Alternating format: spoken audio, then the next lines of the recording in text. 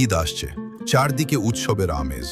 সবাই নতুন জামা আর শপিং নিয়ে ব্যস্ত, কিন্তু নতুন জামা পরে যখন আয়নার সামনে দাঁড়ান আর মুখের ব্রণ আর কালো দাগ চোখে পড়ে, তখন যেন সব আনন্দটাই মাটি হয়ে যায়।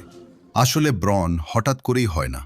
ত্বকের নিচে যখন অতিরিক্ত তেল জমে যায় আর সেই তেলের সাথে ব্যাকটেরিয়া মিশে যায়, তখন ছোট ছোট ইনফেকশন তৈরি হয়, আর তখনই ত্বকের উপর দেখা দেয় ব্রণ। কিন্তু চিন্তার কিছু নেই, আমাদের ঘরেই আছে এমন কিছু প্রাকৃতিক উপাদান যেগুলো সঠিকভাবে ব্যবহার করলে ব্রণ এবং মুখের কালো দাগ দাগ ধীরে ধীরে কমে যেতে পারে। প্রথম উপায়, 1 চামচ মধুর সাথে অল্প হলুদ মিশিয়ে একটি পেস্ট তৈরি করুন।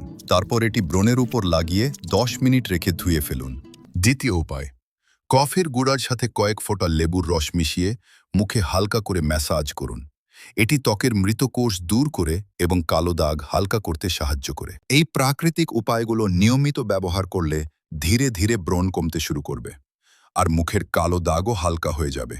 আর তখন ঈদের দিনে যখন আয়নার সামনে দাঁড়াবেন, নিজেকে দেখেই মনটা ভালো হয়ে যাবে, কারণ আপনার ত্বক তখন দেখাবে অনেক বেশি পরিষ্কার ও সুন্দর। তাই আজ থেকেই নিজের ত্বকের যত্ন নিন, প্রাকৃতিক উপায়ে ব্রণ ও কালো দাগ কমান, আর ঈদে নিজেকে দেখান আরও উজ্জ্বল ও আত্মবিশ্বাসী।